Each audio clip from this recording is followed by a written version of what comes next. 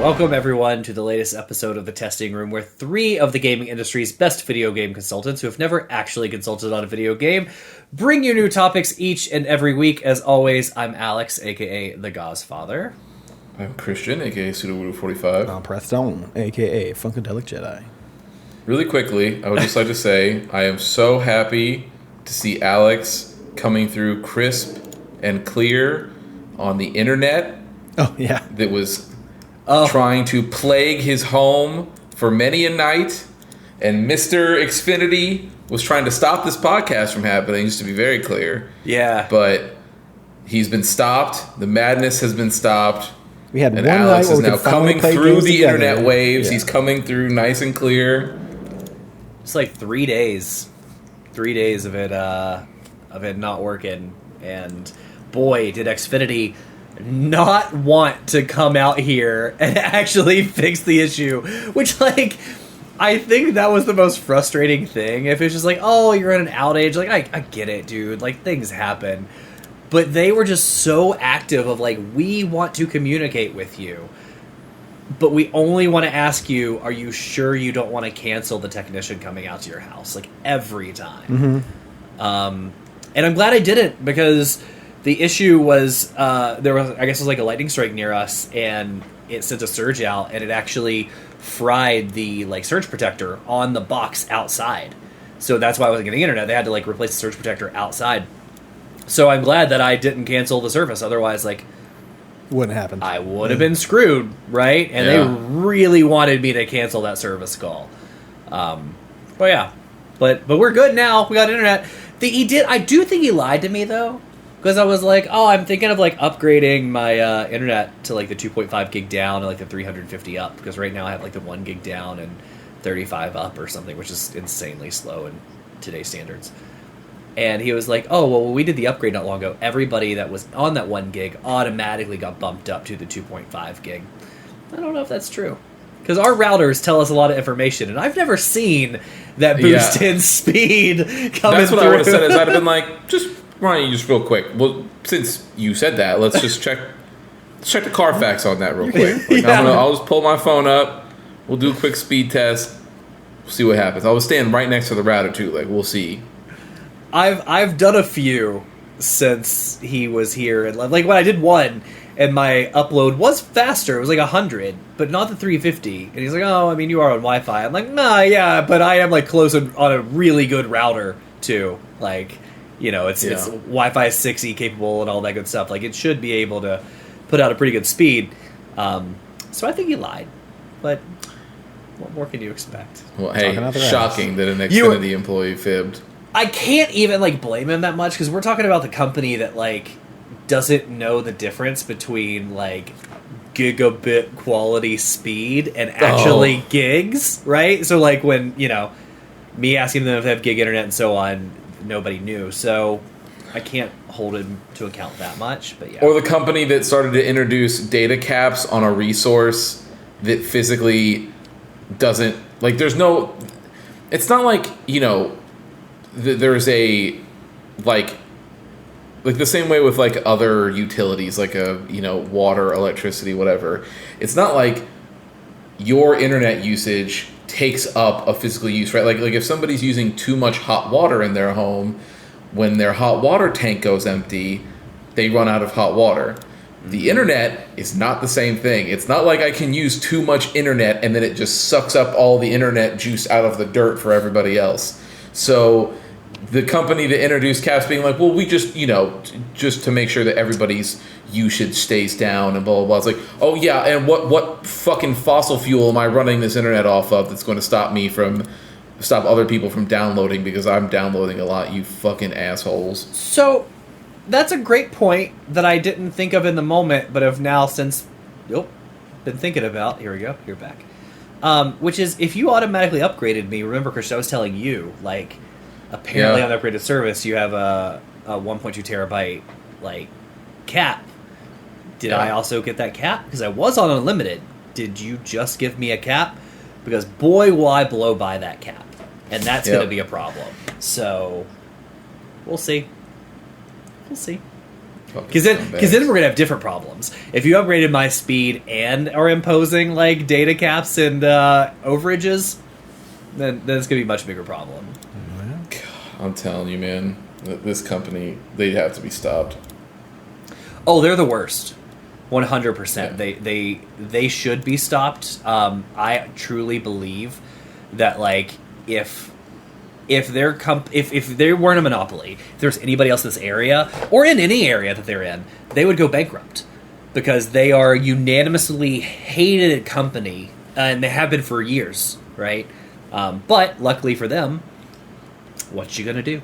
Yeah. Most places, you don't have a choice. So People need it. stupid. Anyway. So yeah. All right, well, Preston, I guess Preston's comment corner. I guess we'll go over to Preston's comment corner. Okay. Just leave me hanging. Hey, I just thought you were going to throw it off to me. I just wanted to make sure everyone was, got it all over the system. Don't believe there was any comments on the YouTube. I'll just double check it real quick. You before son we of go a through bitch. here. I could have checked that entire time, couldn't I? Yeah, no comments. Just want to double, triple check. I did want to bring something up though, if there wasn't any comments. This is something that's kind of unprecedented. It's happened this past week. PlayStation released a little game called Concord about 2 weeks ago, 3 weeks if you're listening. More like Con couldn't. Con could not. So they are shutting down the entire game and offering refunds to everyone who bought the game. So by the time that this podcast is out, it'll already be canceled. They put out a controller for it. They got a episode of Secret Level going out for it. They put a controller out for it too. That's what I said. Yep. But yeah, it's just Okay, sassy I'm pants. just saying. That was a bit much. God, dude. We need to go get a Snickers before we keep going. I was just trying to clarify, like, I didn't realize. Like, that's what I said. Okay. That's what I said. Somebody didn't put their listening cap on today. Guess no questions shall be asked. Thought you would have heard it with the big ass cans on your ears, but that's okay. Either way, it's unprecedented. We haven't seen a game get canceled like this quickly. What you say it was like about 2 weeks they gave it, like less than 2 weeks if you want to count by like the idea that they had in their head. Like obviously they just don't do this at the drop of time. This was something that they had to think about for a minute. But yeah, they even put out on their blog, Concord fans, we've been listening closely to your feedback since it launched, Concord on PlayStation 5 and PC, and want to thank everyone who has joined the journey, the whole 12 of you, aboard the North Star, which I guess is a thing on the game. All 12. Your support and the passionate community has grown around the game has meant the world to us. Did it? Did it really? However, many qualities of the experience resonate with players. We also recognize that other aspects of the game and our initial launch did not land the way we intended. Therefore, at this time, we've decided to take the game offline beginning the 6th of September 2024 and explore other options, including those that will better reach our players. So they shut down the game. Hard shut down. I had a couple questions for you guys. This, I feel, is going to cause waves throughout the industry as far as these gas games, these games of service. Companies are going to lose a lot of faith in the possibility of having a new one. Now, obviously, Marvel Rivals is coming out. It's coming out for free. That has a lot of good groundswell behind it as far as people who played it during the betas. But people who are playing this game, they had a closed beta, and then they went to more of an open beta with those with PlayStation Plus, and it had even less people on that. Not to mention, once the game came out, people were waiting, depending on the game type they were playing, 6+ minutes, even longer, and sometimes couldn't even get a game period at all during some of those modes. So, do you think that they are actually going to bring this game back? Because obviously they said that they were going to, what would they say exactly? It was, they were going to try to look into it and find a different way to kind of go about it. I don't think they're bringing this game back. I think if they do, they're going to be free to play, and it's not going to last very long on top of that, because no one is going to care to play this game, because it has this sour connotation to it. It's like this bad juju. Now that it's we canceled after 2 weeks, we're just going to put it out for free now. Do you think people are going to play that? Are they going to want to put money towards that? They already put way too much money already towards this. And God knows, heaven forbid, Firewalk Studios, the one that made this, that company's got to be on its way out too. I would assume the way they deal with other companies. So, do you guys think this game's coming back at all? So first I want to give, before I get into what I think is going to happen and what went wrong, I think Your thoughts in general. Yeah. one huge shout out to them for giving refunds to everybody, because most companies do not do that, and so it's the right thing to do. And even though it should be the bare minimum, like what you should do in this kind of situation, there's a lot of companies that don't do that. So I give props at least for handing out refunds. But yeah, I think because I think the wording's a little bit weird, but I don't think their intention is to bring this game back. And honestly, it's like the most perfect storm of like failure that I think we've seen in a very long time. Like, you know, there's like people talk about it all the time with like genres where like there's only so much room in certain genres, like for certain players, right? So like first person shooters, for example, you got Call of Duty, you got Battlefield, and then you usually get like a third one in there. Do we even have Battlefield nowadays? I think it's more of less of not like really, like a but that's what I mean. It's or like whatever. Sure, shooter right? But I was like, there's shooter. usually like a third one that will come in and sort of clean things up in between Same them. thing with MMOs. And then yeah. MMOs, you either like WoW, you like 14, and then maybe potentially you're like a New World person, but like very rarely do you see somebody who, you know, come in that way. Like there's not a new MMO that ever gets launched. And for hero shooters, like your problem is like which is what Concord was. Right. You've got your sort of like direct competitors are you got Overwatch, right? You've got I guess Valorant is the other one. Mm-hmm. You've got Deadlock, which is technically not out. Deadlock, but people were kind of like going crazy because it came out around the same time. But the problem is like, so you've got games like that, but you know what the difference is between those games and Concord? Those are all free games. Like Preston, right now, if you wanted to go play Overwatch, for whatever reason, even though you fell off it hard, but if you decided, hey, I want to go get some download it. Hero shooters in, you just go download Overwatch and you're right back in, right? Concord wanted $40 like on top of being a live service game, not free for PlayStation Plus. No, so you're already setting yourself up to be like, well, this is going to be a harder option to sell people. So you've really got to fucking sell people on your game because you're already asking more than any other competitor that's in your genre, which is a problem. And then on the second part of it is like, you know, they did a thing that I usually typically like, but I think also sealed their fate in this one, which is it was 3 months from when this game was announced at a State of Play show to when it came out. I usually love that. I think that's usually a great way to announce your game. The shadow drop or the very quick announce and drop is awesome in my opinion.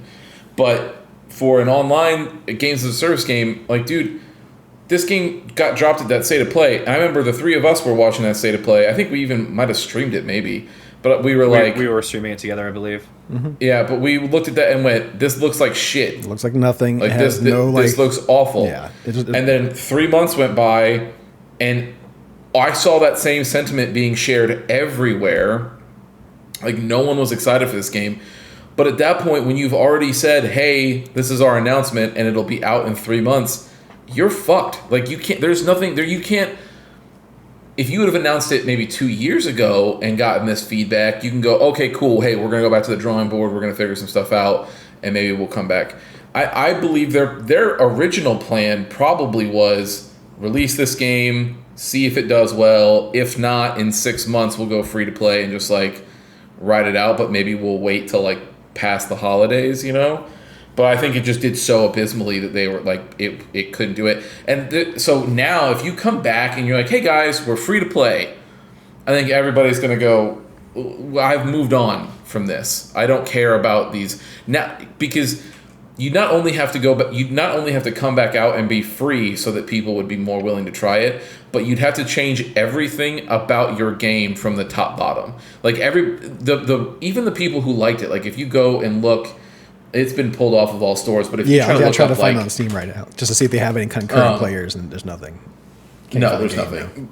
Because they've already been delisted because they can't sell it anymore. Yeah. But if you were the type of person to, like, if you were able to go look at some of those reviews for the type of person that did like it, even the people who reviewed it were like, this is like the Destiny PvP but worse.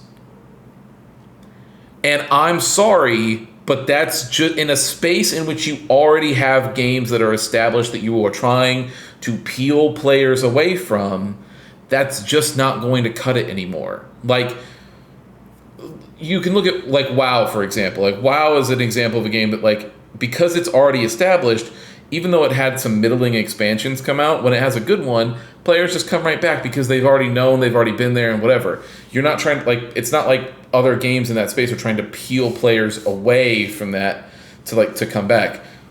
Concord is a brand new game that has to try to peel players away from things that are already in its space, and then it did so in the worst way possible and then failed for it. So no, I don't think it's coming back. I think that there's no shot that they are able to do this. And to your other point, man, it is a bummer in that sense, because I feel like in modern day Sony, that whole studio's canned. Yeah. Not to mention, like, all the work they put into it. Like, I heard there was a year's worth of cinematics. 8 years. 8 years of work, right? 8 years of work. They worked on this game for 8 years? They had a year's worth of cinematics already made for this game that are just going to be tossed in the trash. Ugh. Like, it's Can I just tell ridiculous. you? I looked yesterday because as soon as this news dropped, the sick part of my brain was like, I gotta go get a physical copy of this game so that I can have it, because it won't work, right? Like, you go put it in your PS5 and it'll go no. Yeah. But I wanted it because for that reason, to be like, this is a game that doesn't exist anymore. Did you go get a physical copy?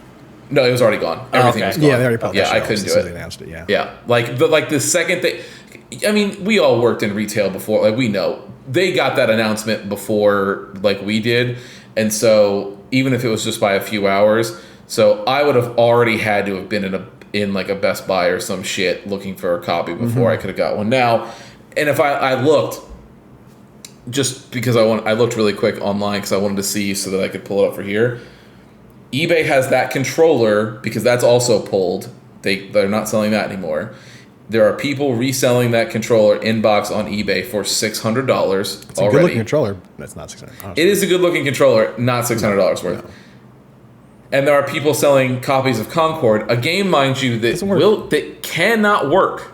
Like, it will not work when you put it in anything.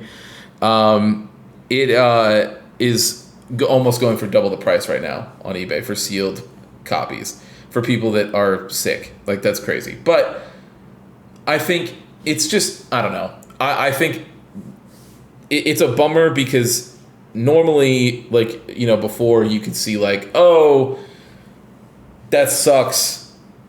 Hopefully they get another shot at something else. I don't know, you know, whatever.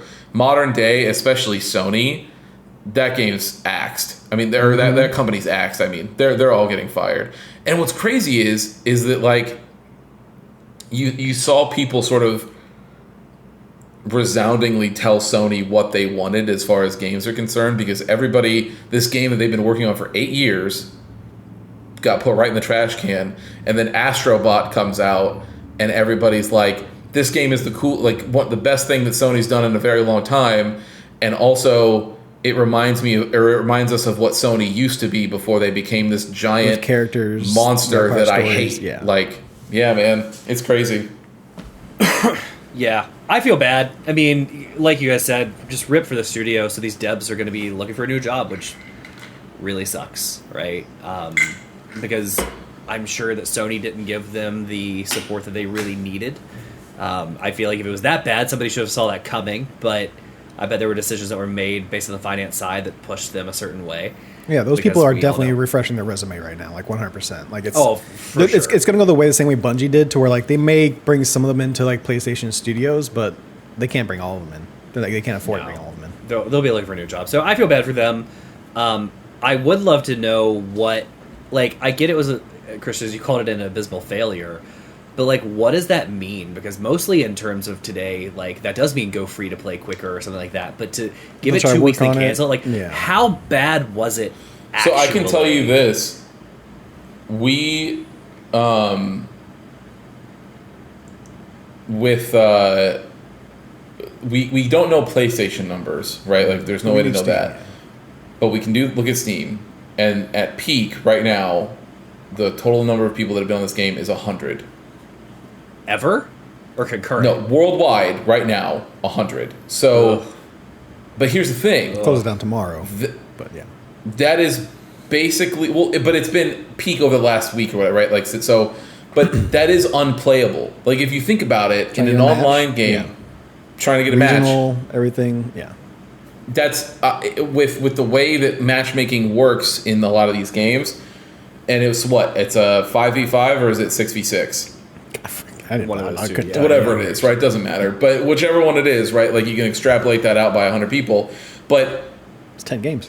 that's It's 5 people. Yeah, and with some of those, so if you're outside of that, and it won't, if it's depending on however many people it is, that might not divide evenly, right? So, like, you could go and then try to go play, and if you're one of the people that isn't in one of those 4 or 5 games going, It's also timing too, right? Like, there's 24. I mean, there's way more than 24 time zones, but there's 24 hours in a day. You know, England is 7 hours ahead, and Hawaii is 7 hours behind. Like, Yeah. Not everyone's off at the same time. if that's worldwide, dude, and you're trying to get on there with people that might be in Japan or other places, like, you're playing at 7 in the morning. And that's it.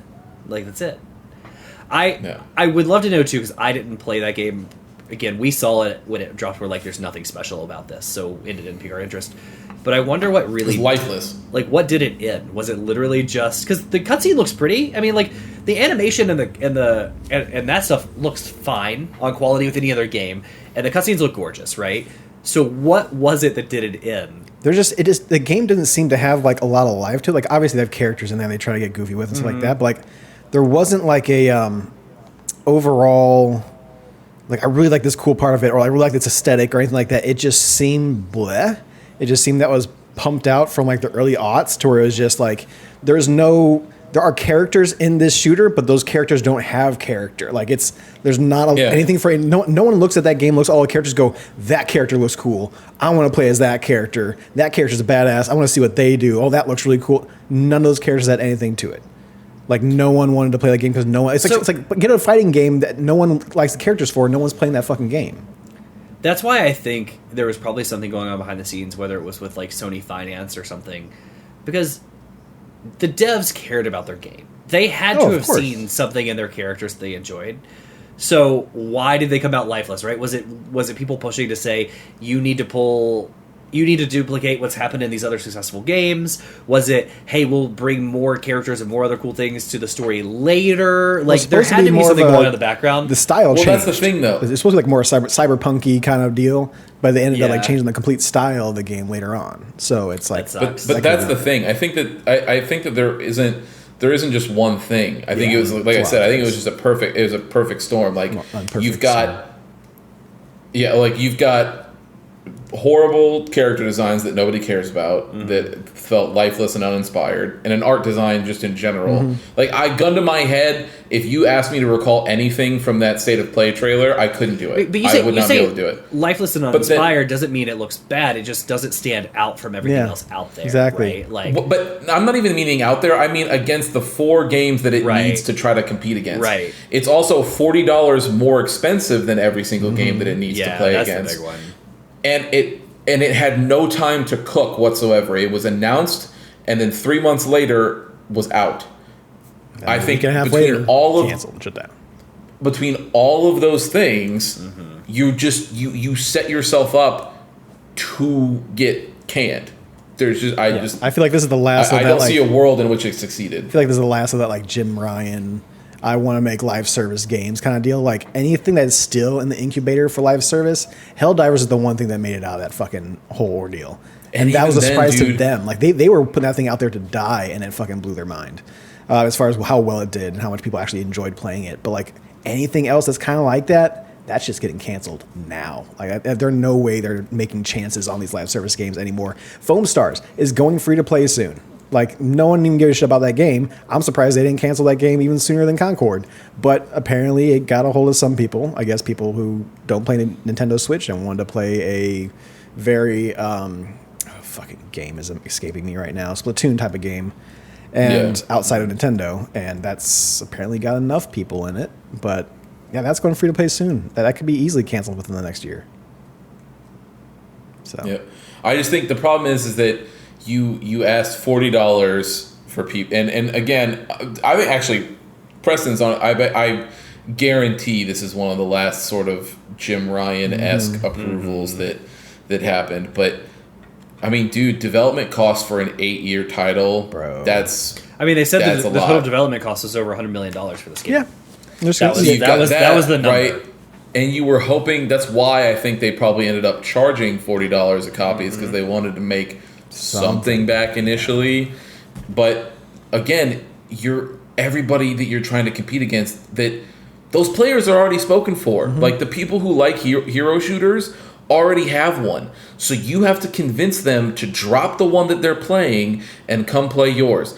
And you are already gating that entry by saying, before you even get a chance to try it, I need $40 from you. And the reason why new ones will work is going to be like Deadlock. It's a fucking Steam game. Like Valve made that game. You know, Marvel Rivals, it's Marvel. They got the characters in there people love. They're going to get people in there. Like, so those are things that are going to bring them in, which is why it's okay for them those to are release also it. But I don't even think free. even being free. I don't think Marvel Rivals is even getting that much push forward, right? Like People like it. People who played it like it. People really like Yeah. it. Do they? I mean, like, Yeah. and they may, but it doesn't. I don't know. Everything I've seen about it, like, I've only seen people complaining of, like, this is a straight rip from another game. Like, this character is XYZ character in another sure. game. So, yeah, I mean, you're going to get that again, fighting like, games Here's too. the thing. Yeah. But here's the thing.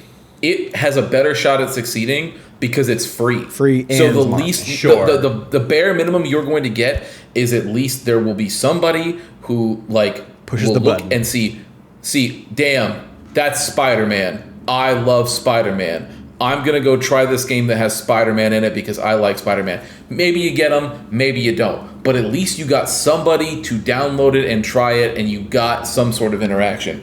Concord couldn't even get that because you are already trying to compete against a bunch of these games that are free by saying, hey, give me fucking $40. So here's the thing. I know you guys say people like it. What would you consider a successful game like peak concurrent player? Like, what would be successful for a live service? I don't know. It's in a beta right No, now, I so know. I don't think I know, but like, if you had to, like, in your opinion, what would you think of like this number? To me, would make it a successful Thousands, tens of thousands. I don't know how that works.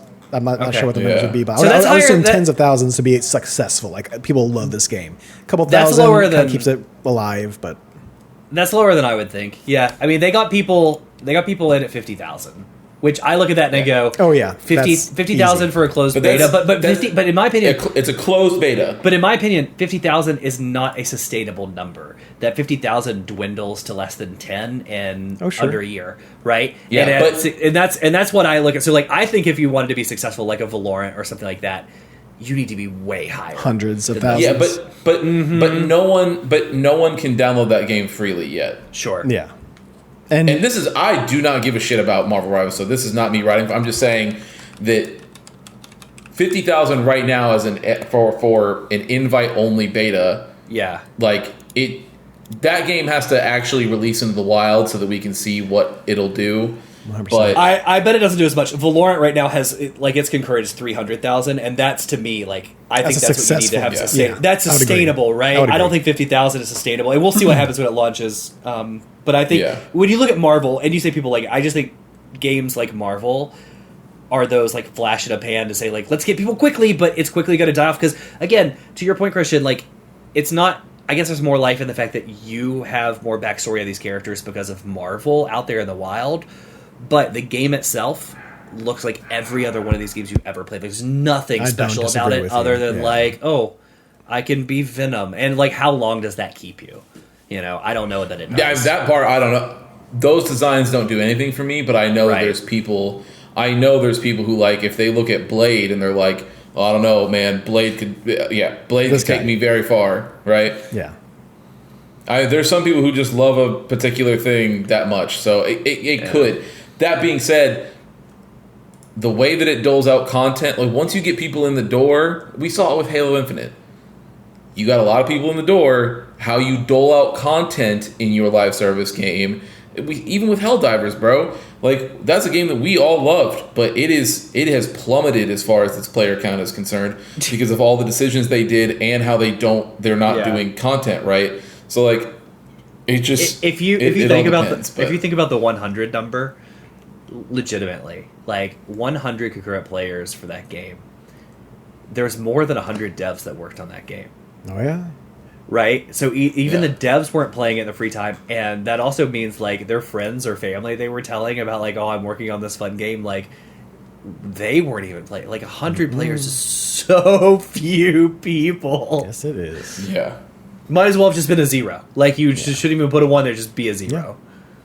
Yeah, it's just that just kind of the quickness of it is like that has never happened as far as that Yeah, fast. yeah, It it's- gets killed beforehand, it even launches, or get killed after they try to go free to play and try to get something out of it. But for you just to cancel it immediately 2 weeks, it's just wild to me. So yeah, I definitely wanted to bring that up. Just kind of get you guys a little takes on it. So It is wild. Yep. It was a lot of money too. Like 8 years and $100+ million. Yeah, It's buddy. just you got to look at that and be like, where did this money go? Mm-hmm. Like, ugh. right down the pooper. All right. Okay. Well, do we want to hop into weeks? Yeah, If so, let's I do can kick Yeah, things off. I can go. Oh, No, I can go. I did no, less than no, everybody. no. Everybody talking at the I same beat you time. to it. Yeah. I beat you to it. Doesn't matter. So my week is pretty easy. I continue to play Black Myth Wukong. I'm in chapter 5, Of 6. okay.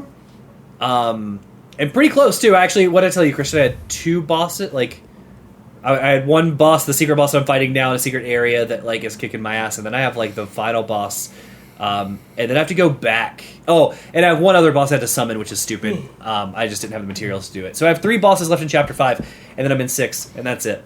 Like, so I'm moving through. In chapter 5, they turned up the difficulty, not overall, but on just like 3 or 4 bosses, they're just like, hey, have fun, like good luck for no reason. So I will say, as much as I'm loving this game, the scaling of bosses, like sometimes Christian see me, like I'll run into arena and I have a very simple opener, but a standard opener for all my fights.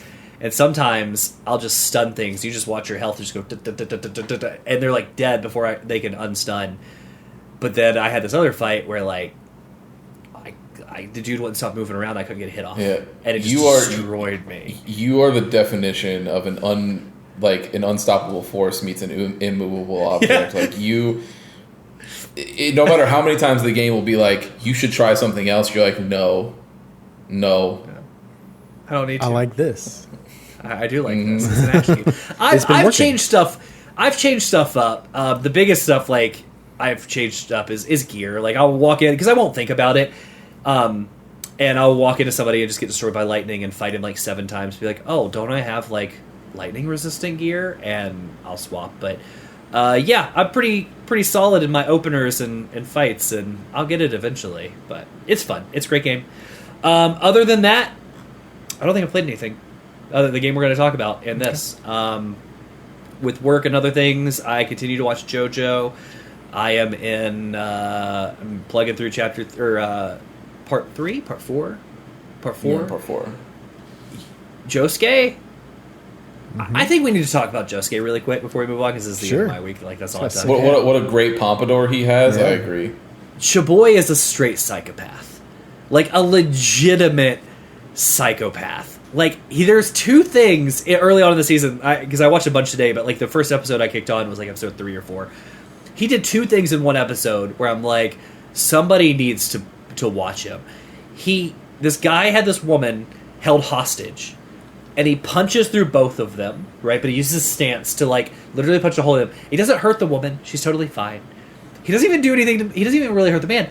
But he takes his knife, and he puts his knife inside of this man, and then pulls his hand out, and both of them are like, "Oh, I'm totally fine." And he's like, "Are you?" And the guy freaks out. He's like, "Oh my god, my knife is in me!" And like, that's some straight psychopath stuff, dude.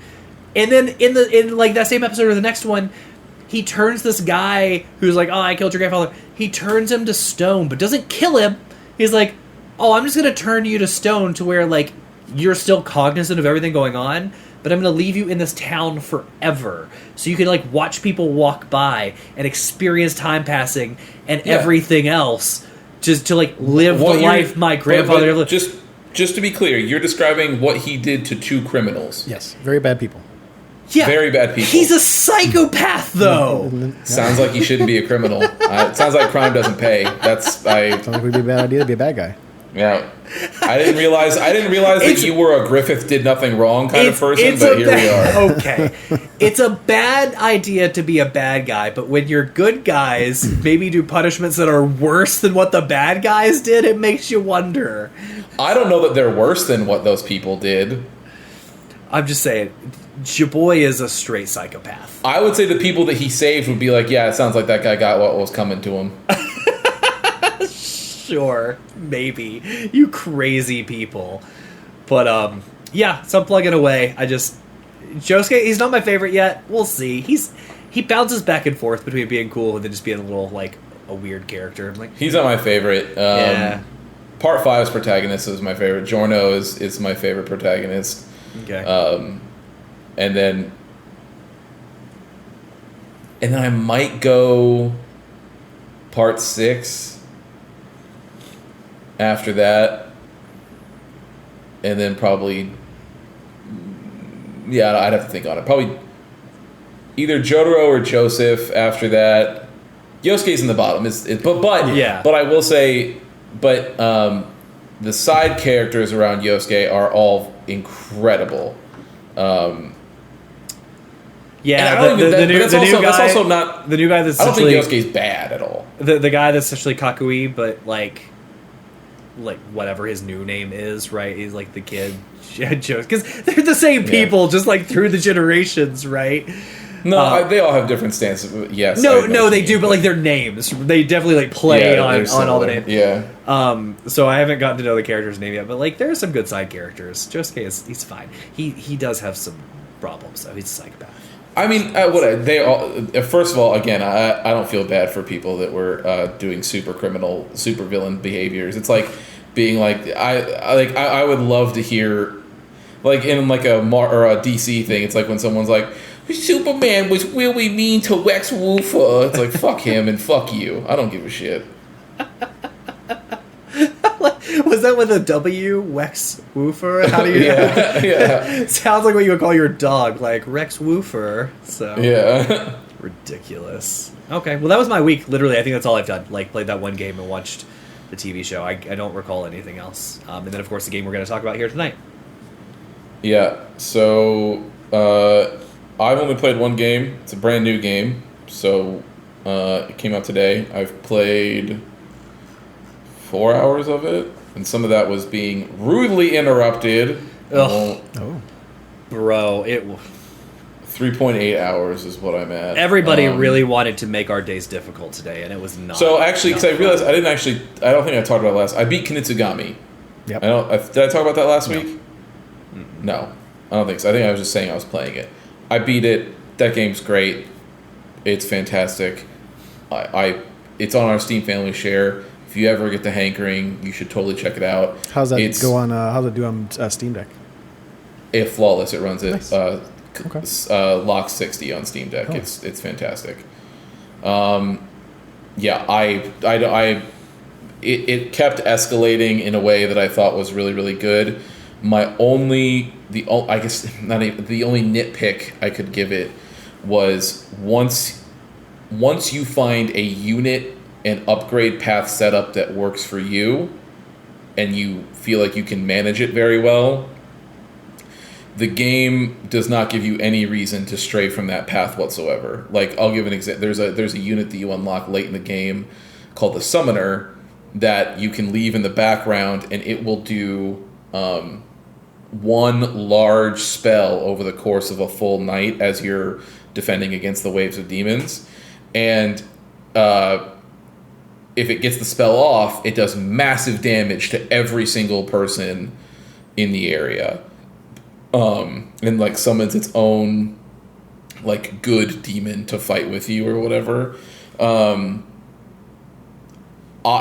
the upgrade path that I was already on and everything that I like, all the units that I was already working on, I was like, oh, okay, well, maybe if I run into something, maybe I'll see what that looks like. I never even touched it. It remained unupgraded the entire time because I just kept smoking everything that I was coming up against.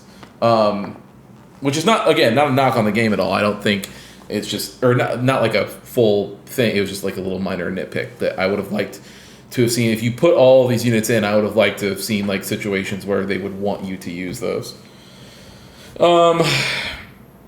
Yeah, so I beat that, and I wanted to beat it, and I was happy that I did because I knew a game was coming out soon, and I really wanted to make sure that my schedule was free for it because I knew how it was going to get me. Warhammer 40k Space Marine 2 is out, and I have been playing it, and it is incredible. I don't want to get into too much details because A, it's brand new, and B, it would be spoilers for the game that we played for our book club today. Played like 3 hours today, so. Yeah. So, but you guys watched that of your own volition. I didn't make you do that. No, I'm saying like you wouldn't have a lot to say about it anyways because like you've only played 3 hours of the game. Yeah, well, given the ending of the, we'll see when you guys get to the ending, you would see why it would be a spoiler. Fair enough. Either way, but yes. So it's incredible. I love it. My main thing is I love the way that they've melded together the online versus the campaign. So like you play the campaign and then there's times where you send squads off to go do certain things. And those missions that you send squads off on end up being the PvE, like the horde-based PvE missions that you do with friends and stuff like that. And you can also still have friends come and play in the campaign as well. But either way, I love that it's melded together like that. It's super fun. The class that I played in the co-op mode was the Bulwark, which is the dude that has a giant shield in place of a main gun. And then he uses the power sword weapon, which is fucking awesome. And then a side pistol for some of the executions and stuff like that.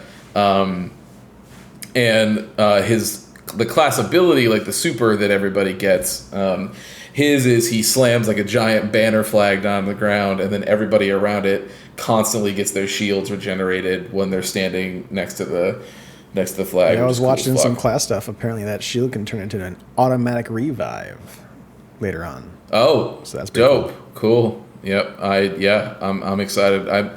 My plan is legitimately when we get done recording this episode, I'm just gonna keep fucking playing this game. Yeah. So, I was playing it up until we started recording. I love it. But then and obviously we played the game that we're here to talk about. But other than that, man, that's been it. Okay. As far as my week, we got some of the usuals. We got Zona Zen Zero. I've been putting actually a little bit more time into that. Kind of got a good routine of me being able to play it while in between some stuff at work. So I've been having it up on one screen while I got everything else going up on the other screen. They released a new character. Name is Jane Doe. She's very cool. Also overly horny. So if you were to go and look at Hoyo's trailers for this character, Jane Doe, there's one called the demo and there's one called the teaser. The demo one starts off recommending you play it with headphones on. And as it's like part ASMR trailer, and it has like you, like your point of view, POV of like someone she's got strapped to a chair. First thing you see is like her foot with no shoe on it, so it's like coming towards your face. And then later on, she's like interrogating you, and like her hand like is going up like the leg up to like your chest, stuff like that. But you hear like this like fabric as it's going up. I'm like, okay, game, all right. And then it goes to her like licking the bead of water off an apple, and it's just like they cut from the CG, just go to the straight up like hand drawn anime, like as she bites into it and stuff like that. I'm like, Jesus Christ! But it's they. We've mentioned before that MiHoYo knows what they're doing when it comes to like people getting their own like waifus or whatever you want to call it. But those trailers took that to the like upteenth level. I do really like the character.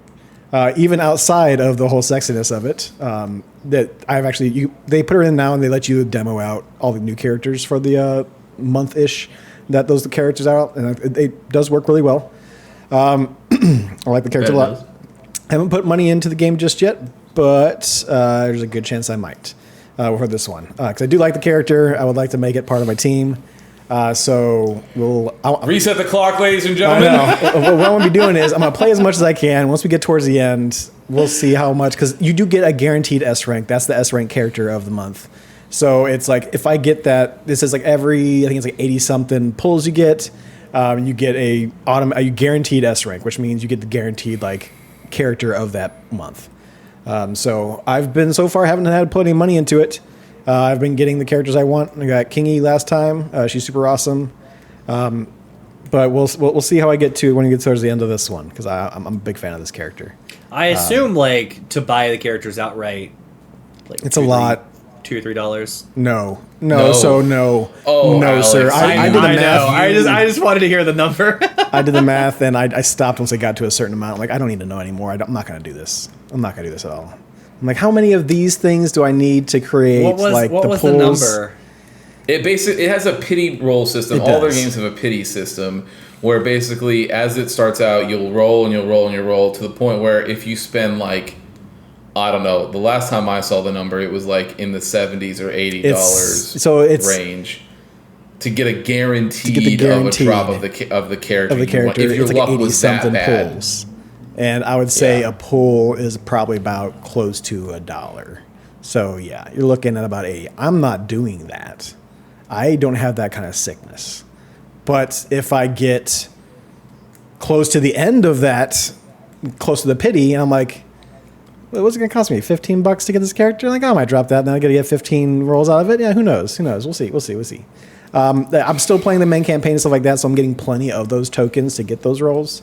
So I'm not too like worried about it. It's like I'm not worried about it at all. I'm not going to spend a lot of money on this game. I haven't put any money on this game, and I like it a lot. So I mean, it's not that it's be a bad thing for me to give them some money for the enjoyment that I've got out of it. Do you think the pity system works differently or has different numbers in the background for your free rolls? No, like you press down on the right thumbstick, it gives you the numbers.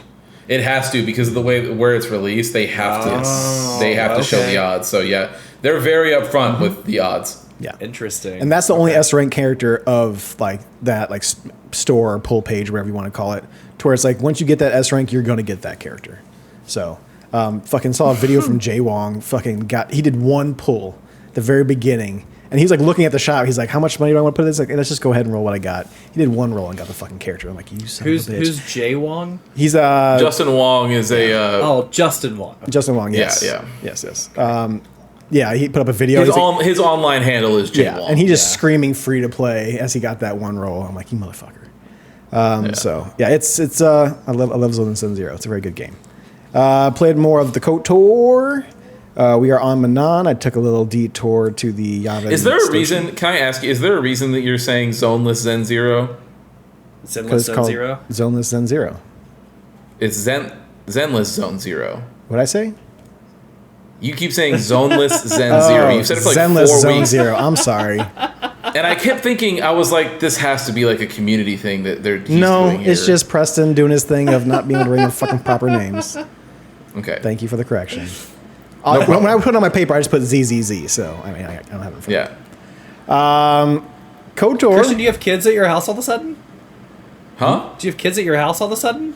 That wasn't me. That's why I was That's asking. probably me. It's neighbors. Okay. They got 50 I heard it and I was like, what the I thought fuck? it was maybe your cat. So I was like, your cat's No, freaking my out. neighbor right now. has It could've been 49 fucking over Guido. 40 grandchildren, and apparently there's 5 or 6 of them living in their house right now, all day, every day.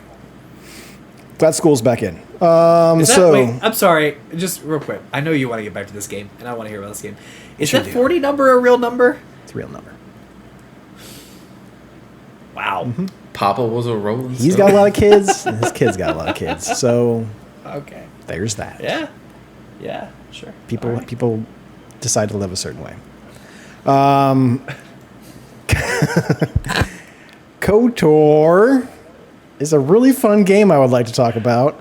I play it on twitch.tv/testingroompod every Sunday morning. If you want to hang out with me, feel free to come hang out.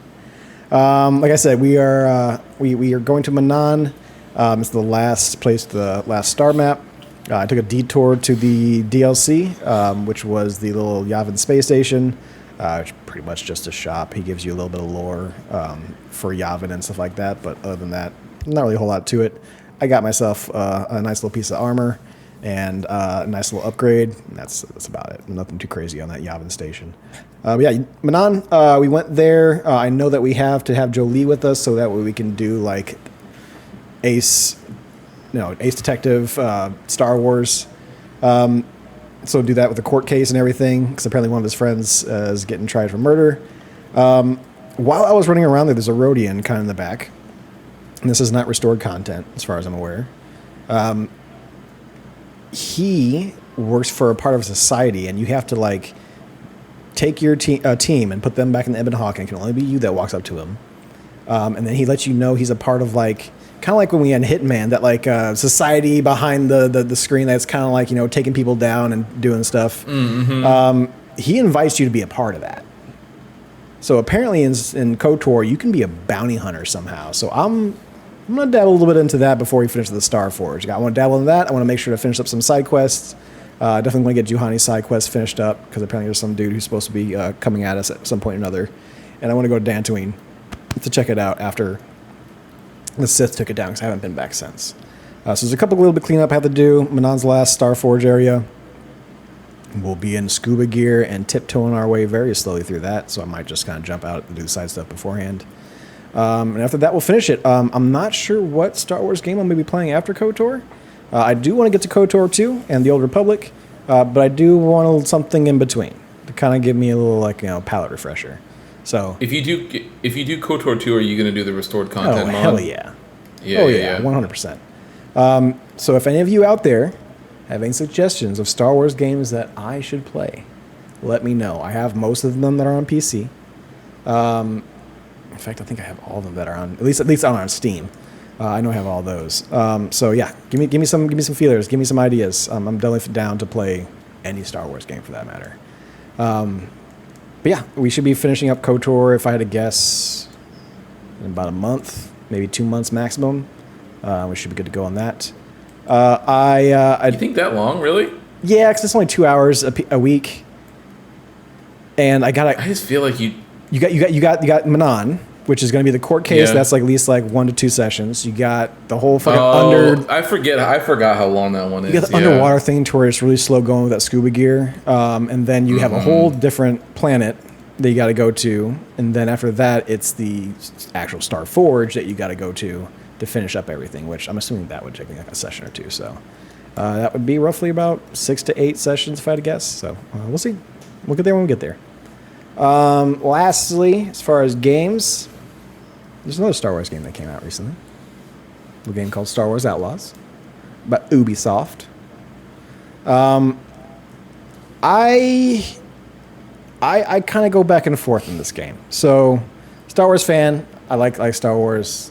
Everyone knows it. If you listened to this podcast before, it's obvious. I don't know 100% how I feel about the game. I'm enjoying it. I'm coming back to play it. I mean, I wouldn't be playing it if I wasn't having fun with it at all. I'm going to start off with the good. The environments are phenomenal. I was driving around Tatooine just looking for random shit for like about an hour yesterday.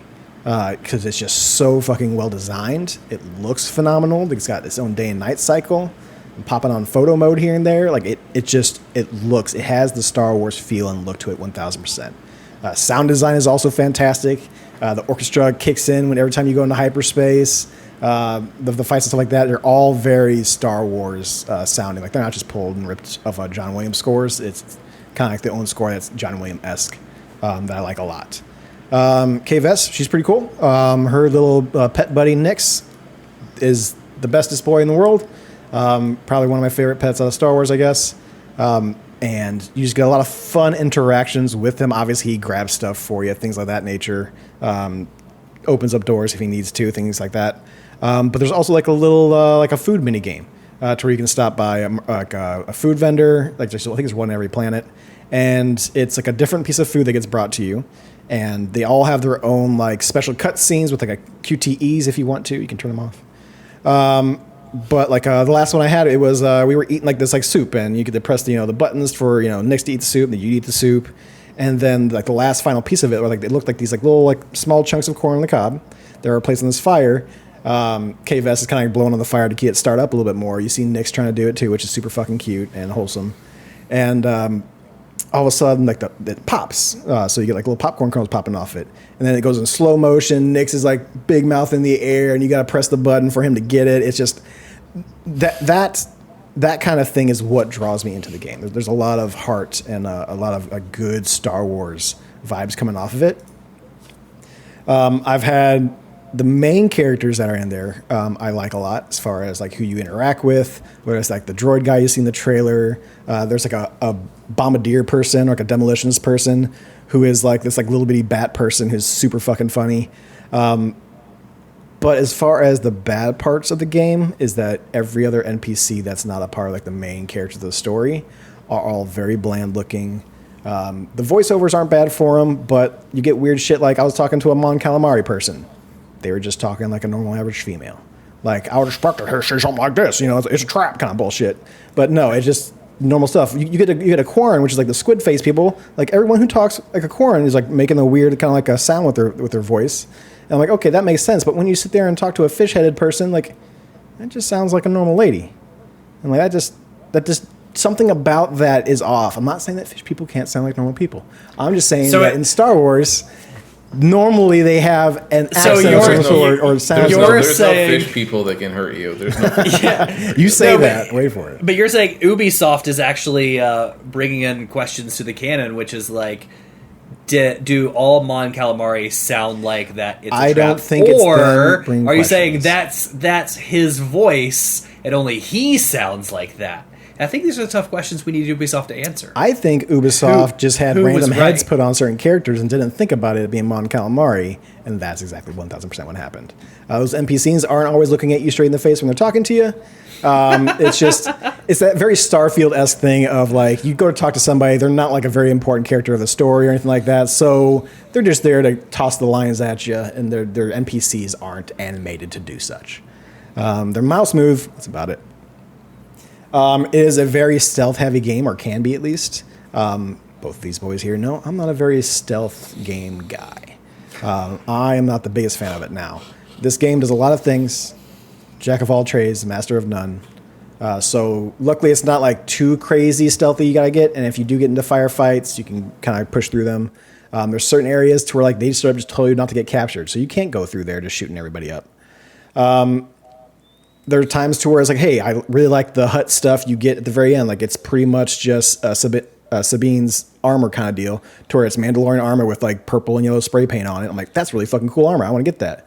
So I'm trying to do hut missions, and it's like, go take this thing out of the hut storage bin, and it's like an area that I can't get into. I'm like, so I'm doing a hut mission to steal from the huts.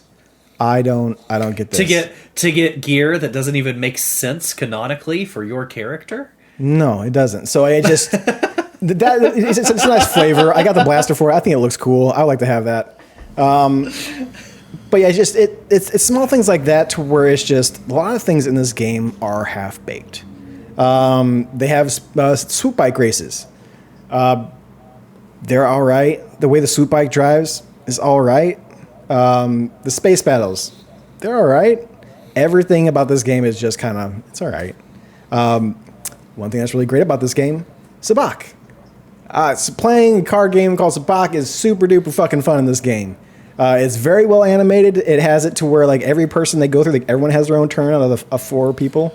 They all like react to their cards, everything like that. As these 2 gentlemen told me beforehand, apparently you can go into photo mode and those cards are in their hands, so you can kind of see what cards they got. There is an internal system that allows you to have Nyx go behind people. You press the little QTE button, get the circle within the circle, and you get to see what their cards are. Now, obviously, if it's not the last hand, they will get different cards and go through. It's a lot of fun. I have a surprisingly amount of fun playing Sabacc. If you do well at those Sabacc tables, you get invited to the High Rollers tables.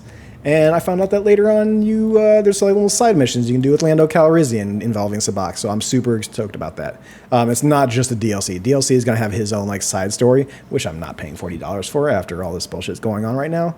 But you bought the season pass already, No, right? I did not. That's $40. I did not buy it as season pass.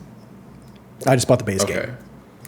I don't think I want to spend $40 on. I thought you bought the middle edition that gave you the season pass so that you could have the Lando stuff. Nope. So Okay. apparently there is Lando side missions already in the game.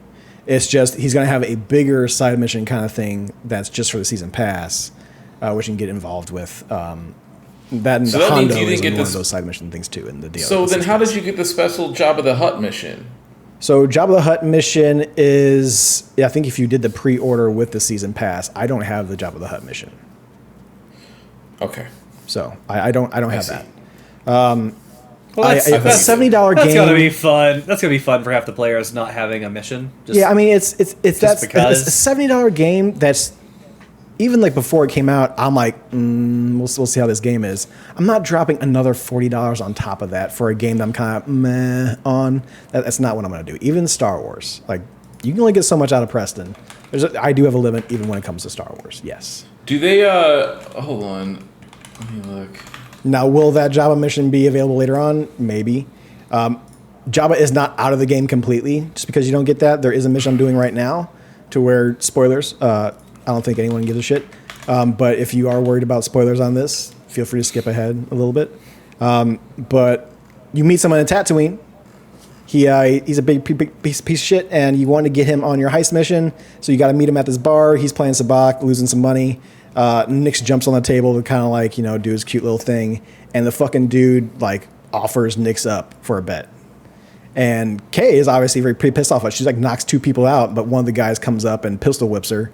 And so she gets knocked out. She wakes up, sees the dude, and she's like, where the fuck is Nyx? And like hits him in the head with a blaster, like is like threatening him. Like she's like, you will tell me where he's at right now. He's like, well, he took him, so probably going to Jabba. So now I got to go to Jabba's palace to get Nyx back. But it's like that. Like, story parts like that are very good. Like there's a lot of emotion in there, and I'm feeling it. But the side missions, I'm just not feeling. What was that, Christian? So yeah, the base game is $70. I don't know. So the middle edition that just has the season pass attached to it And you got 3 days early access beforehand. is $110. Yeah, it's a $40. And then the Ultimate Edition that comes with Blech. a bunch of the digital art book and then cares? 2 fucking Cosmetics. outfit cosmetic things is $130. To be fair though, somebody was smart and they went. I mean, if somebody's willing to spend $20 extra on top of that, it's actually kind of a deal to get the You 2 get costumes. 2 The and real outfits deal and here- 2 different types of skins. Yeah. The real deal here is that if you just pay the low price of $18 You can get Ubisoft. and buy a subscription to Ubisoft Plus, you get the Ultimate Edition as a nice added bonus. Oh, I mean, you could have just paid $18 and played the game. Is that like included, like for the month? Like, could I paid $18 for the month and played the game? Yeah. Preston, what are you doing? I You didn't could want to beat- get you could anything beat off of this- Ubisoft. I don't do the Ubisoft store. I didn't want You another could fucking beat this storefront. game in a month. You could have done that. I probably should have done that because I reached out to PlayStation to see if I can get a refund. I cannot. PlayStation doesn't do refunds. Well, I figured with the new little news story about how people are getting locked out of progression in the game and getting locked out of PlayStation Platinum trophies, that maybe they would be like, hey, there's issues with this game. Sony has only given refunds twice in their history, and I know one there of them was was one time. Cyberpunk. That was Cyberpunk when the devs backed them into it, And then Concord. Concord, and that's it. It's like both reasons. That's it. That's the only time it's ever happened. Well, they So- have a time limit. I'm sure it's just like Steam, to where it's after a couple hours if you played more than that. I have over 10 No. hours in this, so I can't. There's no way. I I don't tried. think they do have a. They don't. I don't think they have a time limit, but They I don't. think I with can this tell you one- why. Because I put fewer than that many hours into GTA, and they told me to go F myself. So the Yeah, reason they why don't they have a told me I time limit. couldn't get the refund was because I had too many hours clocked into the game. I'm sure that's what they said, but the real reason I think is because these are issues that got figured out during the early access period, and so with the game launch and now that everything's out, they're like, oh well, people haven't been in it that long. The only people who have played really you far. just restart your game. I can just restart my 15 hours of game if I really wanted to. No, I just won't do all your side missions and shit now. Thanks, assholes. So, if my outlook on Ubisoft wasn't soured beforehand, it is further now. I think, man, I there's just something really like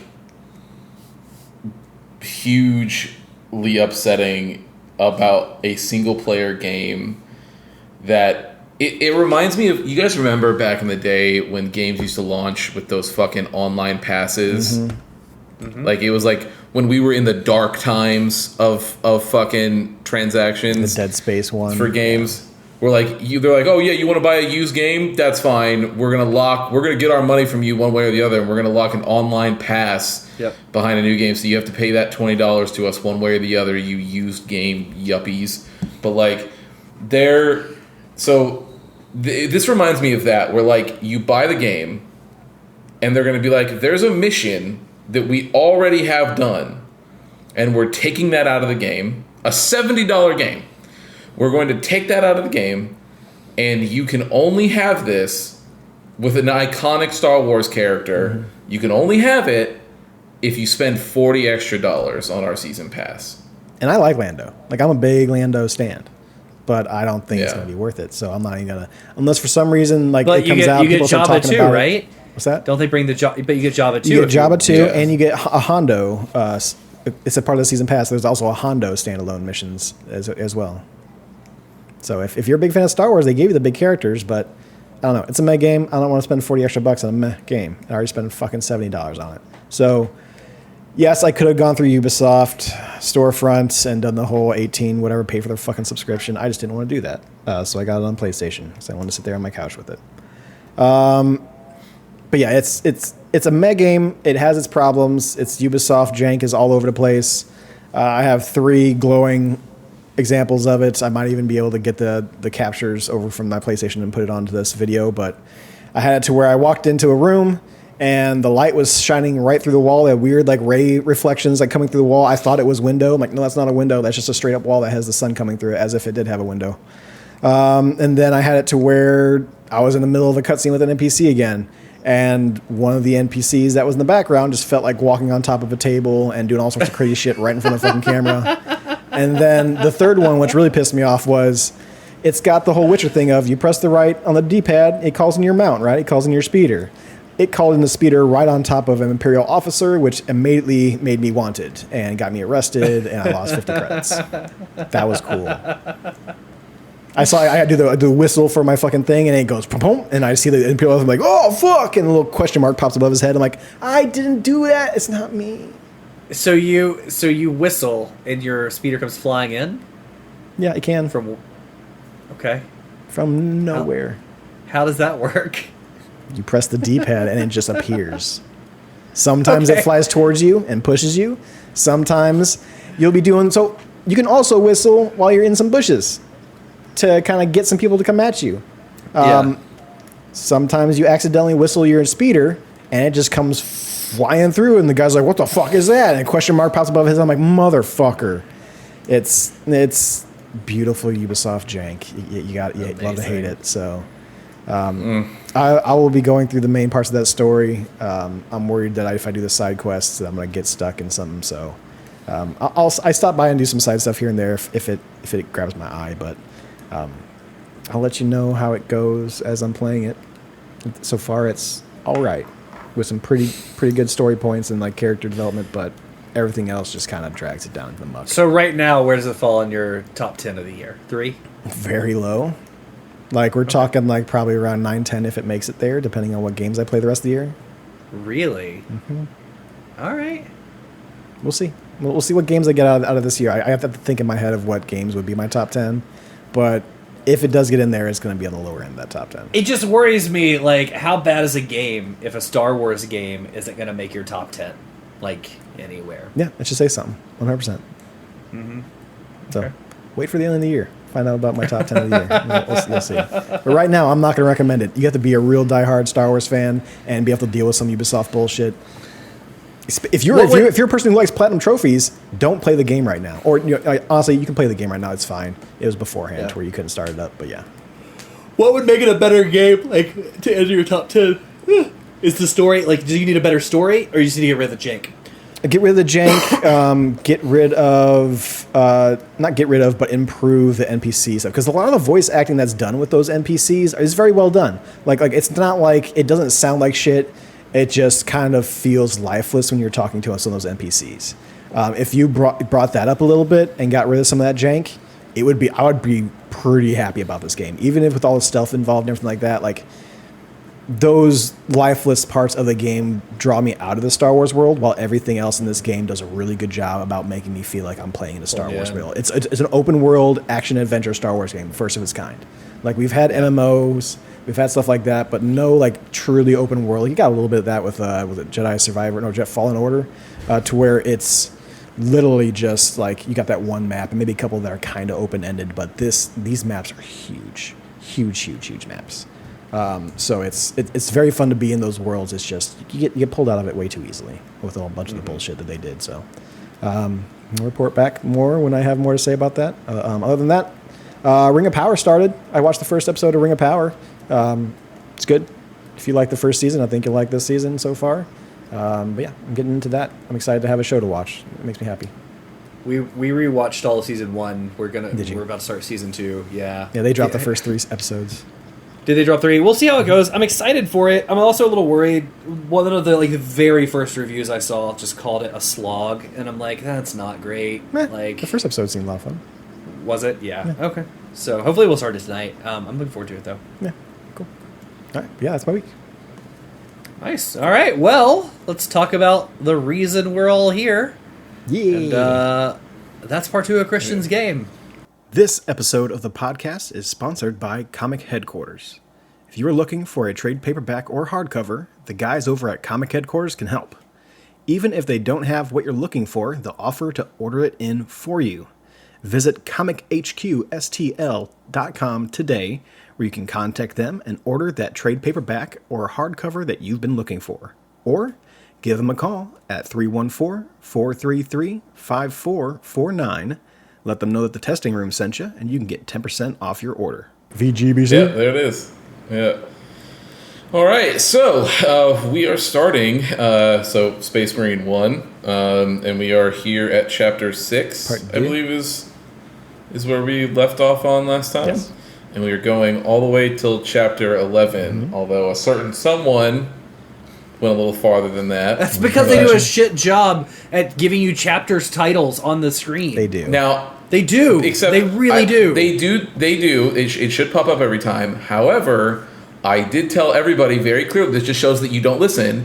I told everybody very clearly that all you have to do is press the start button at any given time, and it tells you exactly where you're at. All the time. I don't want to push the start button.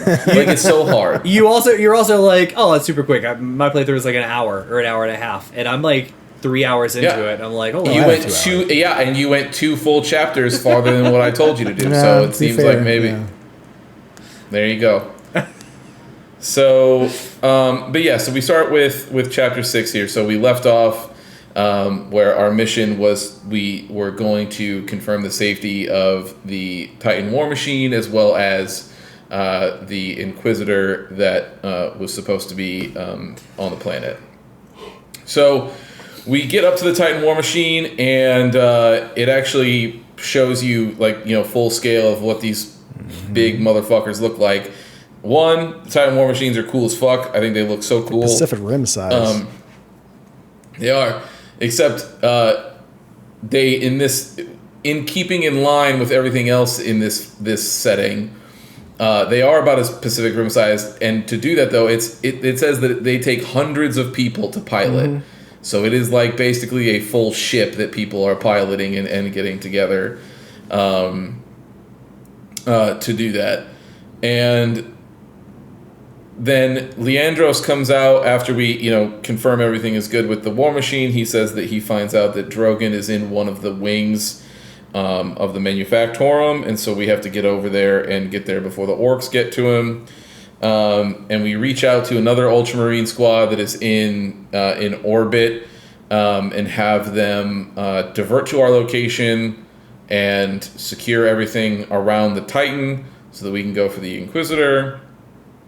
And as we, we're going down sort of like this elevator shaft to get down there, we get in there, we find the Inquisitor, and boy, he's seen better days. Yeah. So about half his scalp is missing. He's got a giant metal plate attached to him. He's got a giant, cleave across his chest. And Titus even makes a mention when he sees him, and he's like, yo, you are wounded. He's like, nah, man, my psychic powers, I'm good. I slowed he's like, down I'm the a blood. psyker. He's like, I'm a psyker, and all my psychic powers are controlling all of my bleeding, so I'm good. We need to focus on the mission. And you're like, okay, whatever you say, big guy. So we start walking out, and he basically lets us know, hey, the experimental weapon here is a power source. So essentially, I trapped warp energy in a vial, and it could be used. Right now, I have it being used to test a super weapon, but it could be used to power all sorts of things. If the orcs get their hands on it, it would be bad news bears for everybody. So we need to. They could potentially. It's being used for an experimental super weapon too. It's not. It has never been tested. Yeah, but he says that if the orcs get a hold of it and they start trying to do the orc thing of taking technology apart and retrofitting it for things they do, if they take it apart and that warp energy escapes its canister, it could just crack the planet in half, and they wouldn't even have. Everybody's dead in an instant because of that. So we obviously don't want to do that. So we get down there, we defend the power source from waves of orcs that are coming in, and as we are trying to get everything going, the power source detonates and basically blows everybody away, except Titus. We are still okay somehow, and we radio in to the rest of the squad, and they're like, "Yo." He said that was pure warp energy and that there was no way you survived. Titus was like, I did. I don't know. I've secured it. Tell me where the rendezvous is. Picked it up with a bare hand and just slid that shit right back in. Yep, and we have to go through the sewers to make it to our new rendezvous point. So chapter 7 is super uneventful, very fast chapter. It's us just literally walking through the sewers. And we meet up with the homies about halfway through. We get out. It's just fighting orcs that are hanging out in the sewers, and we make our way out into the Manufactorum to continue to meet up with the Inquisitor. So as we keep going, chapter 8 starts, and it opens with Titus making a comment where he actually they were assuming why would the orcs have come here?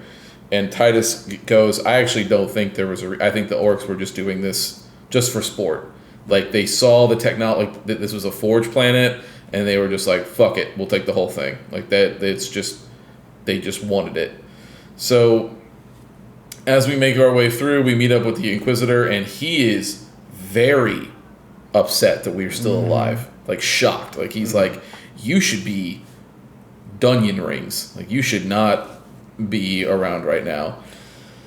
And we basically go look, we can deal with my apparent resistance to whatever's going on here later, but right now we need to get you off this planet before it's overrun with orcs. And he lets us know that we can't do that because the experimental weapon that he's building still has things that he needs to get done with it. And that it could potentially be used to re-secure the planet by killing all of the orcs. Or, if it misfires, it could also crack the planet in half. And Titus decides that's a risk that we're willing to take, and so we're going to use it to kill all of the orcs. And Drogon mentions that that's fine, but this facility is really far away, so we're going to have to take a plane to get over there because we won't make it in time. Call up our old friend, the lieutenant. She lets us know, or we let her know that we are needing to take a ship and go to the facility. She says that we're going to need to borrow her USMC Hornet to go over there. Pelicans, Her Pelican. yeah. Definitely. Yeah, and so she agrees. Not that she had any choice, but she says that we can meet her. So we go and meet up with some Imperial soldiers that are about halfway between us and the flight base, and we make a comment that Drogon's wounds are slowing us down. He's basically falling apart in front of us, so we come up with a plan that says, "Hey, we're going to draw all the orcs away from everybody. We'll split off. Leandros and Sidonis will go and make sure that everybody gets onto the ship safely. After we've, distracted everybody, we'll circle back around, hop on a plane, and then we can leave." That's exactly what we do. We get a jump pack and a thunder hammer, and we go to work. And the thunder hammer this is the first time I think we get the thunder hammer in the game. This weapon rules. Yes, it does. And it smokes people. Yes, it does. And so you just get to go around I told you guys, remember when we were like, "Oh, I missed the jump pack." I told you every time we we get that thing, it's just like, yes, give it to me. I'm just gonna jump up, smash down, jump up, smash down all day, baby. Yeah, and with the thunder hammer, it's a match made in heaven. yeah. There, it really it works perfectly.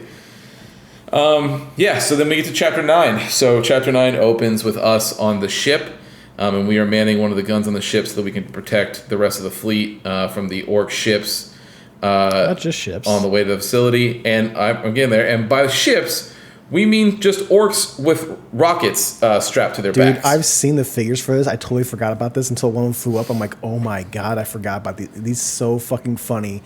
Just Acme like red rockets just strapped to their fucking back and just shooting at. Well, don't forget, their invasion ships are literally just asteroids with rockets slapped to their back. There's It's amazing. rocks with rockets.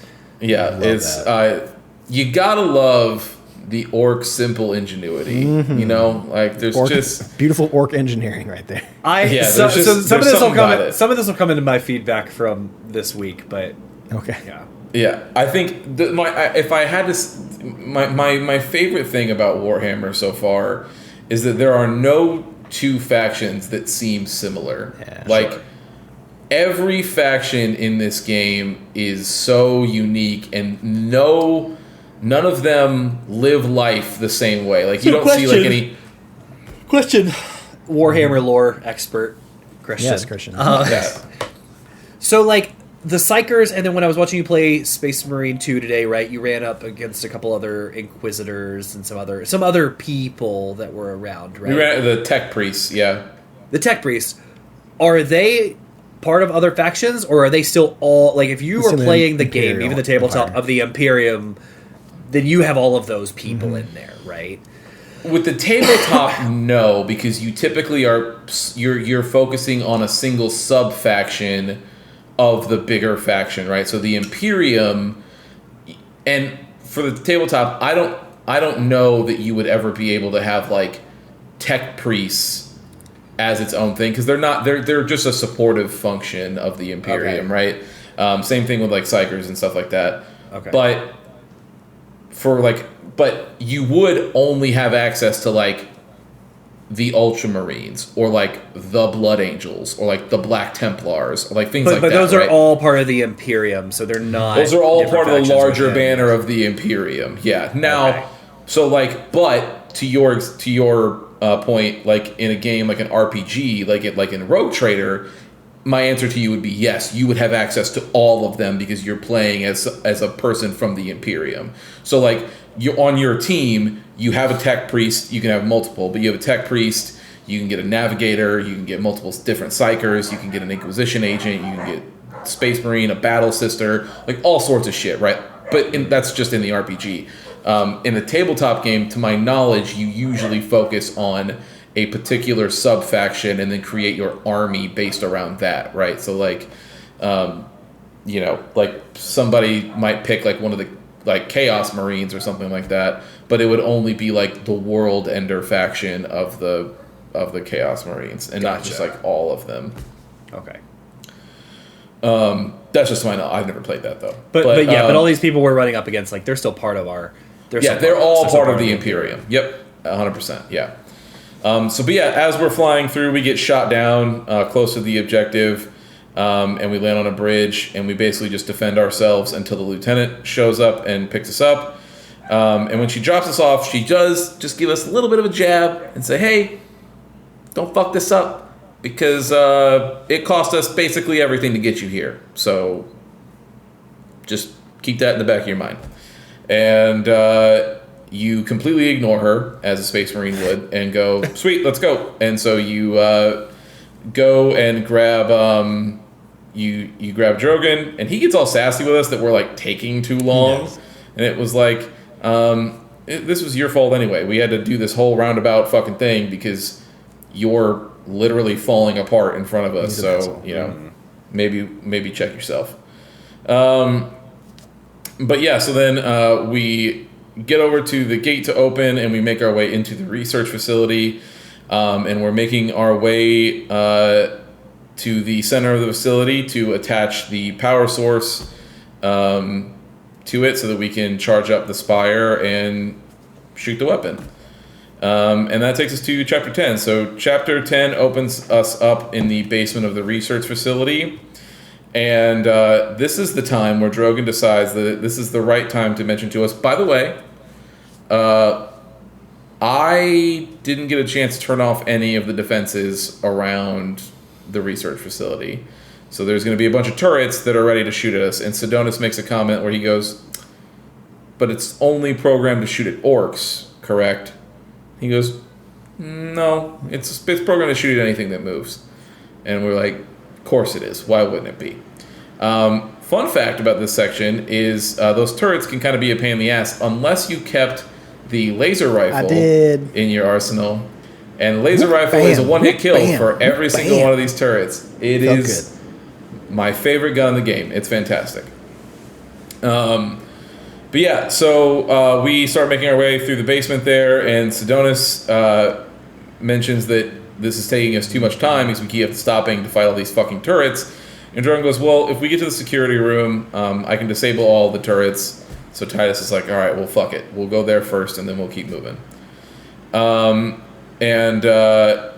We get some upgrades to all of our weapons along the way, and then when we make it to the security room, or the control room, we would disable all the turrets shooting at us. And then the great part is that right after he presses that button, he goes, "But just so you know, these were the only things keeping the orcs away. So, you know, that'll be a thing." And almost immediately the orcs show up.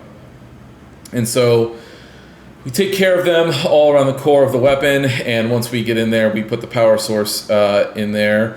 And as it's charging up, Drogon is continuing to be weird about the power source and it being in there. He's like very impatient and very angry about the whole thing. And so we're like, "All right, whatever, dude." But this is one of those moments where, like, for Drogon's character, there's the wound part, and then this. I already think the Inquisition is always like, you know, like I said, I commented them being close to the secret police. And so I already look at the Inquisition a lot of times with like a little side eye, like, "Fuck you guys doing? Probably don't trust you." Always got something going on in the background that you don't know about. Yeah, something's happening. But the targeting array is damaged, and so we need to go and manually align the array through the firing chamber because the orcs sabotaged it, which takes us to Chapter 11. So we take the elevator up, we clear out all the orcs, we fix the firing conduit arrays that are all fucked up, and then we head up to fire the weapon, but to everyone's shock, the weapon does not work, with even the orc chieftain who shows up basically laughing it off and being like, "The fuck was that supposed to do?" So, now, however, there is warp energies all over the place. And chaos demons come ripping out of the portals that are open around there, and they murder every single orc that's in the room, and throw the chieftain right off the ledge. Just see you later, goodbye. And if that wasn't enough, a Chaos Marine called Lord Nemiroth comes out of the portal and stops us in our tracks before we get a second to pull the power source back out. And he reveals that, surprise, surprise, the Freak Inquisitor was working with him all along and was actually dead this whole time. It was just straight dead. He was controlling him the whole time. So it wasn't even like working with him. He was being controlled by. Yeah, completely dead the whole time and was just a body puppet. And as he sort of absorbs that knowledge, he makes a he makes a mention that he's like, man, you have got some resistance to my touches here. Like, you've got some resistance to the warp that most people do not. And it looks like things are about to get real nasty because he's about to get his hands on the power source. And the Orc Chieftain shows back up and starts fighting with Lord Nemiroth, and they both start tussling, and he throws both of themselves off of the ledge. And it gives us a chance to escape with the power source.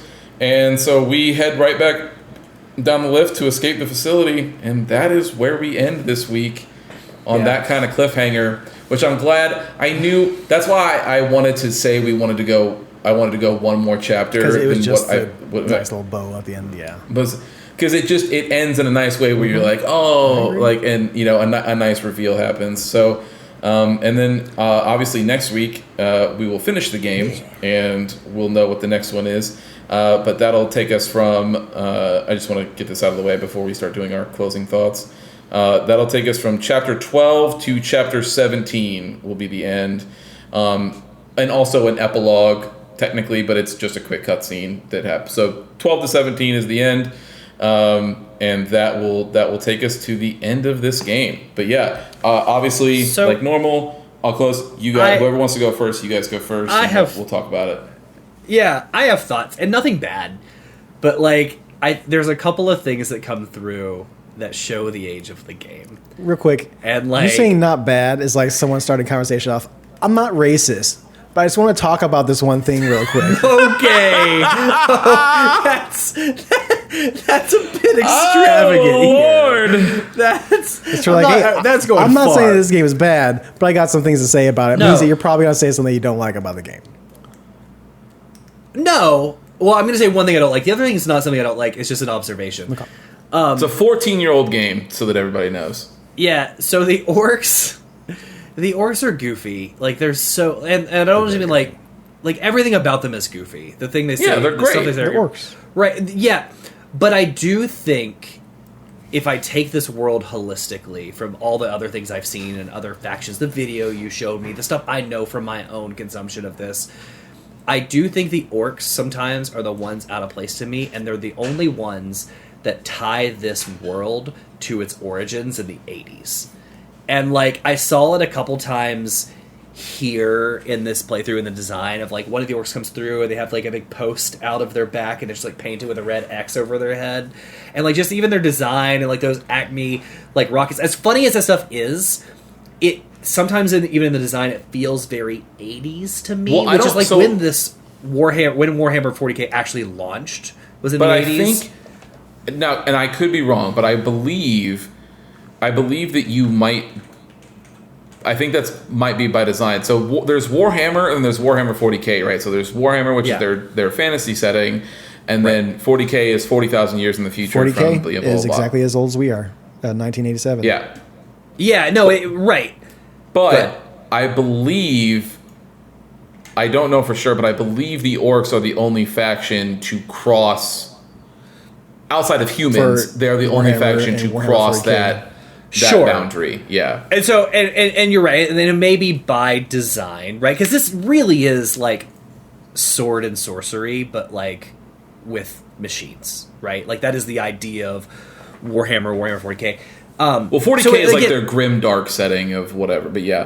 But again, like this isn't bad, but there were just times, like, I didn't look at the Acme rocket thing and think this because I thought that was goofy. But there are other times, like, I'll see designs of characters and I'll be like, you're just the one that feels plucked out of the 80s for me. Where these other factions, the Inquisitors, look very, like, modern, up-to-date in this world, right? So sometimes I just see... And that, again, that wasn't the bad thing I was going to say. That was just my observation of, like, sometimes they, as goofy as they are, I could be taken out of something because they feel dated to the rest of the world. Yeah. And I think now they have been updated since that, like since this game has launched. I think that they've went over, like, because they, to my knowledge, they refresh, like, units and stuff and add new lore and new updates for things. So, like, I think they've been updated. But if this were another game or even the tabletop and you're like, what faction do you want? Like, that would be the one I would stay away from because they just feel like any other orc faction in any other thing, whether it's fantasy or not. Like, so yeah, there is difference. I think them having the power of thought magic makes them really fun to be around. Like, it is funny to have a faction that is just like, red go fast, so I make it go fast with power of brain. And it is, and like that's the thing. It is funny, but again, like when you tie it to this world, of these huge, dude. We went to find this Titan war machine, and these dudes are just slapping fireworks to their back, right? Like, and it's funny, but it seems it's still disjointed sometimes. The thing that I didn't like, and this has nothing to do with the story and everything to do with the product of its 14-year-old time, is I found myself getting frustrated and arguing with the game as things happened. So they'd be like, oh, we're going to like the core or something, like, oh, where's the core? And I'm like, oh, probably as far away as it can be. And they're like, yeah, it's like as deep as possible. Like, oh, of course it is, right? And I walk over, and then like we get to the Inquisitor point where they're like, hey, we have to go, and the turrets, like, watch out for the turrets. Like, oh, they're only for orcs. No, they're like, oh, really? Are they just for us too? Okay, right? So like, it's just because the game is the age that it is, and they had to create content. Not all of this content is full, so everything is like walk as far that way as you can to then walk as far back as you can, and that was the only thing. Like during this playthrough, I was getting frustrated because there's like, we have to. It's like, don't even finish your sentence. I know where you have to go.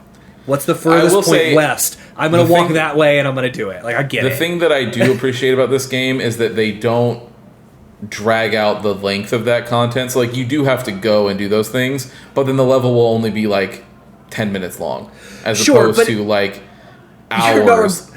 That's very true, but they do make you, like, run it back. They're like, oh, we made it. Now you have to exit. It's like, oh, that's totally fair. Here. I just mean like the total runtime of this game is 7 hours. Yeah. And in other games that came out around this time, they're usually like around like the 16, 18. Like they really overstay their welcome. And so at least the blessing is that it keeps it short. But they do still commit the same sins. Yeah, and look, devs have figured it out now, right? Like, you do that mission, you walk somewhere, you do what you need to do, and then boom, there's a cutscene, and when you come out of the cutscene, you're outside of where you need to be. You don't have to run it back. But this was the one playthrough where I was literally just getting snarky with the dialogue sometimes. Yeah. So like, oh, it's so cool, bet it is over here, okay. Go all the way. But that was it. Like, the game is still good. The executions are so good. The weapons, like that lightning hammer stuff was awesome. But just those orcs are so goofy, and I did get frustrated. I like the turn with the bad guy. I thought that was cool. I liked how you were running out, and, like, the orcs and the Chaos Demons are fighting, and like you can choose to fight or just run through some of it as well, which is kind of nice. Yeah. So I'm interested to see where the story goes. So liking that, but 14 years, some things. It is what it is sometimes. And it's not the first time we experienced this, right? Beyond Good and Evil and other stuff, like we've experienced what happens when you go back to these games. And I mean, you can tell too. I mean, you guys saw a little bit of the footage today, but boy, Space Marine 2 is a very different video game. How pretty it looks and lived in versus this one. Like, this is just not even wide open. This is wide open. Like, there's a box there and a box there. Like, okay. I'm just talking about from a mechanical perspective. I mean, even how the game plays. Improved, like, you're just like, boy, this is different. Like, but yeah, for sure. Yeah. So, yeah, that's mine. Yeah, no, I'm enjoying it just as much as I did last time. Still, there are some times to where I'm just a lot of hallways I'm running down with no enemies, and it's just me and my big Space Marine boots just stomping around, and it's just like, man, You really could have gotten rid of like 4 or 5 of these hallways and just expedited it. But of Yeah. course, 7-hour game would have turned into a 5-hour game, and it would have been too short. Whatever you want to put with it.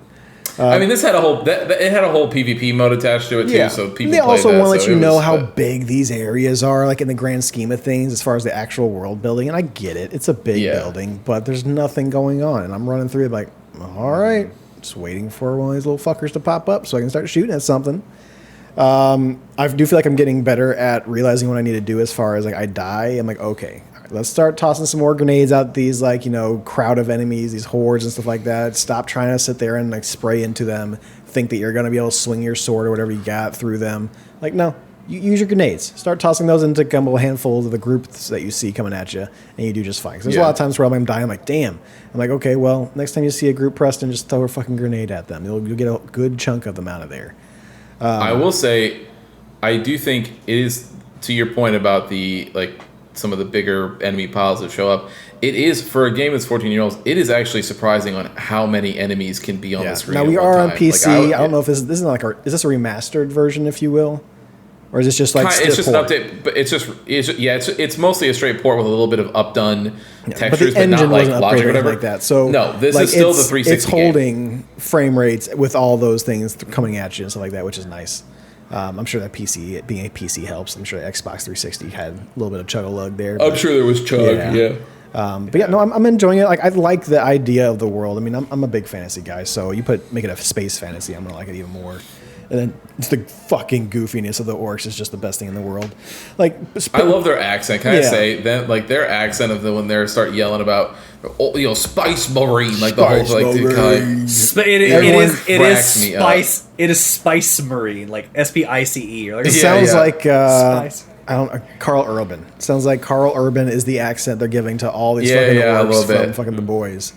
But yeah, I'm enjoying it. Yeah, the difference is nice that we got a different type of enemy towards us. I thought this was just going to be fucking orcs versus humans kind of shit. But I'm like, okay, good. They're getting some more different types of variety in here, and it's just we've only got 2 to 3 hours left on this next play session, and they're going to wrap up the whole story on this. So I'm curious to see where it goes because I feel like I'm maybe halfway through what I would consider an actual story for a game. Luckily for me, the sequel, I didn't have to wait 10 plus years for it. I can just play it as soon as I 14 finish years this for it, fucking yeah. game, which is great because it's going to line up just fine. Because I'm going to play this game on Sunday and finish it. And then I'm going to fucking purchase Space Marine 2 and I'm going to be able to continue right from there. It'll be good. Yeah. Yeah, that's what I felt. Yeah, nice. Yeah, so that's been my thing too, man. Like I think going through it, obviously it's not my first time through it, but it was just fun to go back through. I love. It was cool to see some of the things that it tries to do that are unique to it. Like I said, there was a point when I was going through it where during the chaos invasion, like when you're fighting off between the orcs and the chaos demons and you're trying to run back to the elevator before it cuts to chapter 12 and everything like that, but you get in there and you're like, god damn, there's a lot of enemies on the screen. Like, Yeah. Not to your point, Alex, you can run past some of them, but they're like full on fighting and doing that things, and like the AI is looking for things to fight and do those things. Like they're not like in the background and you can't interact with them. Like if you wanted, you could fight everybody on the screen in those rooms. It's just and I was like, man, even for 14 years, like that's a lot of people for those. Like for the PS3 and the 360 to hold that many enemies on screen is wild. And if you're sitting there like okay, Christian likes big beefy Space Marine guys, and but he's really into Warhammer 40K. As soon as those demonic guys come out here, like, oh, now I see another reason why he got dropped in because those look like just like fucking alien fucking dudes. Like that's xenomorphs. They look like fucking xenomorphs, but red, pretty much. Yeah. Dude, Space Marine 2, they're literally just xenomorphs. They're Yeah. white. Oh yeah, I saw the white Tyranid. ones. And Yeah. Yeah. I don't mean that. I don't mean that in a negative way either. I just you're just fighting aliens. That's what I'm fighting. Christian needs Yeah, to finally Tyranids kill the like that. Covenant ones. Yeah. There's the Tyranids look like Xeno, and then there's in Rogue Trader there's like some really crazy Chaos Demon designs that are cool as fuck. But yeah, dude, 40K has some metal as fuck designs that clearly just right into my brain. So Cool. So, all right. We have one more playthrough of this, and then I guess I'm going to figure out what we're going to play for Well, my yeah. playthrough. I will. I have a week. That's fine. That's all right, That's enough time. You got a list. It's good. So, but yeah, cool. Well, thanks for hanging out with us, everybody. We have one more episode of this. And if you want, don't forget to catch Preston on Sundays playing Star Wars. Join him over on the Twitches. But with that, everybody, we will catch you next week. And Preston, you know what to do. Hit it.